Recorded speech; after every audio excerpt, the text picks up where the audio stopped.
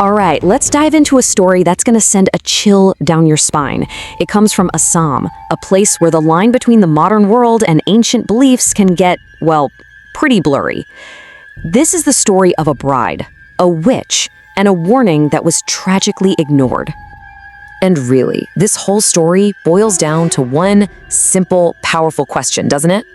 What actually happens when our 21st century lives slam right into warnings that are centuries old? Let's find out. You know, in a lot of cultures, there's this old warning they give to a bride-to-be. Evil spirits are waiting for her. The idea is that a bride, so full of life and joy, she kind of shines like a beacon for things we can't see. Is it just superstition? Maybe. But for the woman in our story, it became all too real. So let's meet Seema. She's our main character here, an independent modern woman from a small town in Assam. Now, she loved and respected her family, but she definitely marched to the beat of her own drum. And as for all those old spooky stories, yeah, she wasn't buying it. Okay, so picture this. Her wedding is just 5 days away. The house is buzzing, right? Full of relatives, laughter, and all the chaos of wedding prep. And in the middle of all this, her elders sit her down and give her one very strict rule. You do not, under any circumstances, leave this house. But Seema, yeah, she had other plans.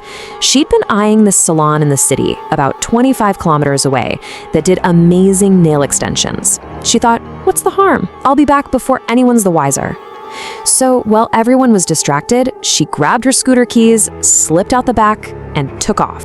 And at first, everything goes off without a hitch. The trip is fine, she gets her nails done, even pampers herself with a hair spa. But on the way back, around 5 p.m., as she's driving through this thick, isolated forest, bang!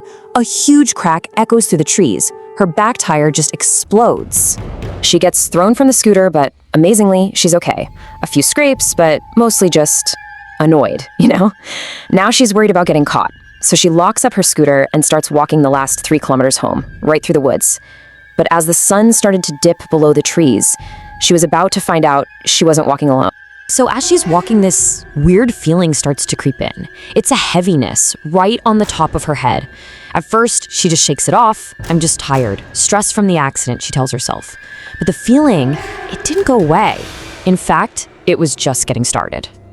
I mean, the change was just night and day. The woman who left home excited and carefree came back feeling like she was carrying an impossible burden.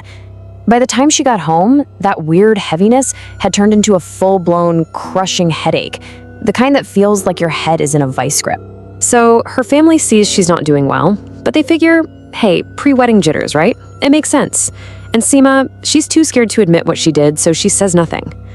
But as the next couple of days unfolded, it became terrifyingly clear this was no ordinary stress. Oh, it got so much worse. Sleep was no escape. Every time she'd close her eyes, she saw these horrible demonic faces with wild long hair just staring at her. When she tried to move, her body felt like it was made of lead, like she weighed 100 kilos.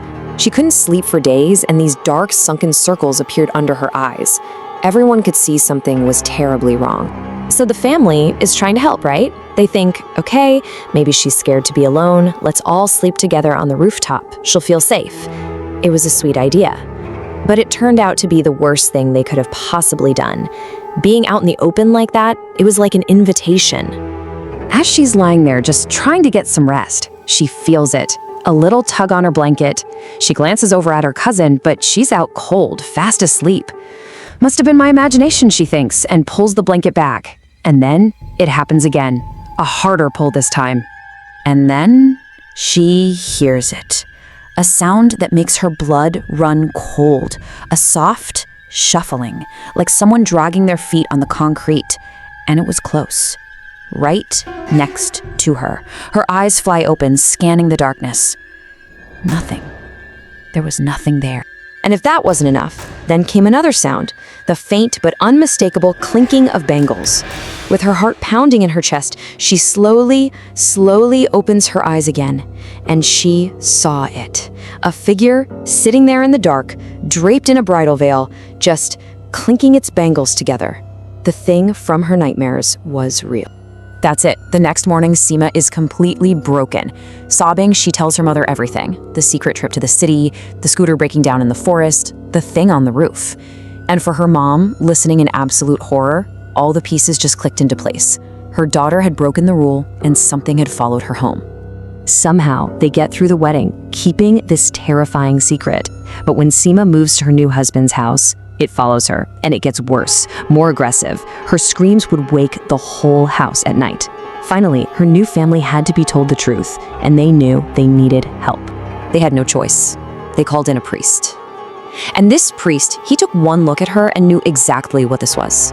He told them she was being tormented by a chudail, a powerful, vengeful spirit, usually of a woman who died a tragic death, maybe even before her own wedding. It had been waiting in that forest and latched right onto Seema. But here's the craziest part, the absolute key to this whole thing. The priest explained that this spirit, this chudail, it had been trying to fully possess her this whole time, but it couldn't. And the reason why? A tiny little religious locket of Durgamata that she always wore around her neck. That one small object was the only thing standing between her and total possession. Incredible. So the priest gets to work. He does a full purification of the house, performs a personal cleansing ritual over Seema, and finally ties a blessed protective thread to her wrist. And the effect wasn't gradual. It was immediate. The paranormal activity just stopped. Gone. Just like that, Seema was free. But you can bet she never looked at those old stories the same way again. She learned a lesson, a really terrifying one, about why those old beliefs exist in the first place. And really, that's what this story's all about, isn't it? It's so easy for us to hear these old warnings from our grandparents and just dismiss them, but maybe there's a reason they've been passed down for so long. As the person who first told this story said, no one creates such talk for no reason. So it leaves you wondering, doesn't it? Are these ancient warnings just empty superstitions from a bygone era? Or are they a kind of wisdom that we've just forgotten how to listen to? Something to think about.